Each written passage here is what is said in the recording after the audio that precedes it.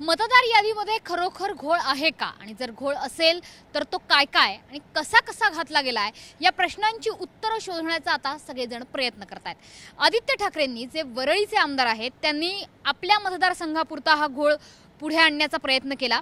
ज्या ठिकाणी सध्या मी उभी आहे हा लोअर परळचा भाग आहे, हा आहे A to Z इंडस्ट्रियल इस्टेटचा भाग आणि माझ्या आजूबाजूला तुम्ही बघताय की पाडकाम झालेला आहे, एक डिमॉलिशन झालेली इस्टेट होती या ठिकाणी आणि हे डिमॉलिशन झालेली जागा ही घसीटाराम हलवाई या नावानं होती।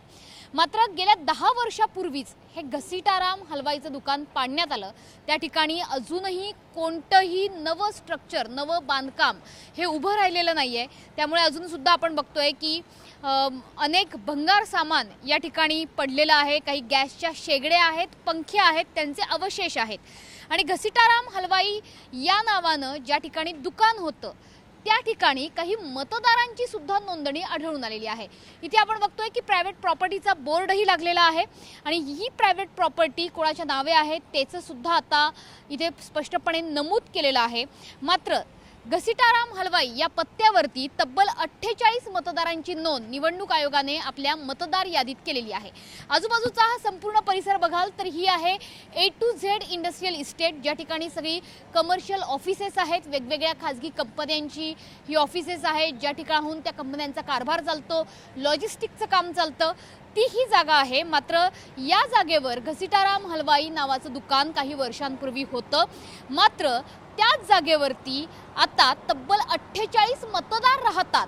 खरं तर मतदार यादीमध्ये जो पत्ता नमूद केलेला असतो तो रहिवासी पत्ता असतो, मात्र कमर्शियल जागेचा हा पत्ता नमूद करण्यात आलेला आहे, जी जागा आधीच डिमॉलिश करण्यात आलेली आहे।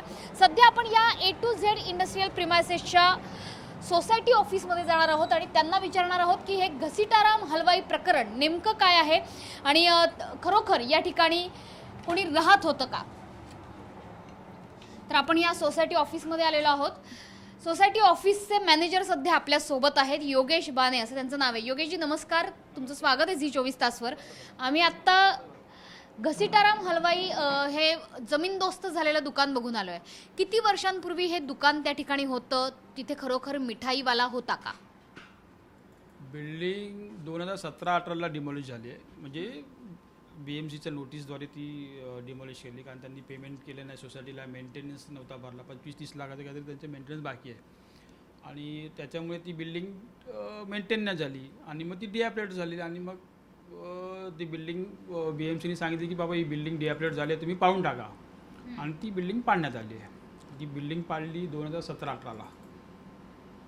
बरं, मात्र हे घसीटाराम हलवाईचं दुकान तर जमीनदोस्त झालेलं आहे, मात्र या ठिकाणी कोणी रहिवासी राहतात का? म्हणजे ही जागा पूर्ण इंडस्ट्रियल इस्टेटची जागा ही रहिवासी आहे की कॉर्पोरेट आहे? पंजाबी घसीटाराम हा कारखाना होता तिकडे, तिथे भरपूर प्रमाणात मोठा कारखाना होता, त्याचं नाव पण खूप मोठं होतं पंजाबी घसीटारामचं आणि त्याच्याकडे भरपूर वर्कर कामाला होते। सगळे ते UP बिहारचेच होते, कारण सगळे बाई लोकच होते आणि भरपूर लोक होती, म्हणजे 50-100 का सांगता येत नाही, पण होती भरपूर लोक होती, कारण त्यांचा मार्केट खूप मोठा होता, कारखाना खूप मोठा होता, पसारा खूप मोठा होता आणि खूप चालायचं दुकान ते, त्याच्यामुळे लोक होती तिकडे कामाला। मग ते मतदान करायचे त्याच्या बाबतीत तुम्ही कधी काही ते आम्हाला नाही आम्हाला काय, पण राहायची इथेच ती होती, लोक राहायची तिथे, म्हणजे 24 तास ती इथेच राहायची, त्यांचा रहिवासी पत्ता हाच होता। ते पण मी सांगू शकत नाही, पण आता समजा इलेक्शन कार्ड त्यांचं इकडचं आहे याचा अर्थ त्यांनी ते इथे ते वास्तव्य राहतात किंवा त्यांनी रेसिडेन्शियल प्रूफ म्हणून त्यांनी हा दिला असेल, असं असू शकतं। असं असू शकतं, पण हे दुकान जमीनदोस्त झालं त्याच्यानंतर सगळे कामगारही गेले? हो गेले ना, गेले 2017-18ला ती सगळे गेले। घसीटाराम हलवाई हे एक उदाहरण सोडलं तर या भागामध्ये म्हणजे तुमच्या इंडस्ट्रियल इस्टेटच्या ह्या संपूर्ण परिसरामध्ये मतदार यादीमध्ये रहिवासी म्हणून इथला पत्ता कुणाचा नमूद आहे का? तुम्ही कुठे मतदान करता? तुम्ही तुमच्या पत्त्यावरती? स्वतः राहतो सांताक्रुजला, वाकोल्याला, माझं तिथलं मतदानाचं केंद्र आहे। इथलं बहुतेक मला नाही वाटत इथे कोणाचं तसं घसीटाराम असेल तसं काय इथे कोण राहतात किंवा इथे कोणाचा राहण्याचा पत्ता असेल असं मला नाही वाटत। पण घसीटाराम हलवाई हे 2017 पर्यंत दुकान अस्तित्वात होतं, त्यानंतर नाही ती बिल्डिंगच पाडून गेली ना।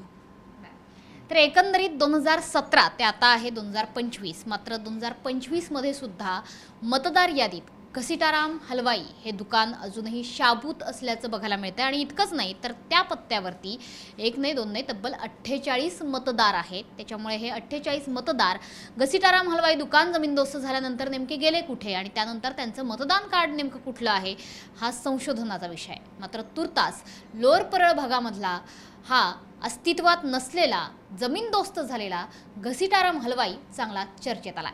कॅमेरामॅन मंगेश पेडामकर, समोर पाठक, झी 24 तास, मुंबई.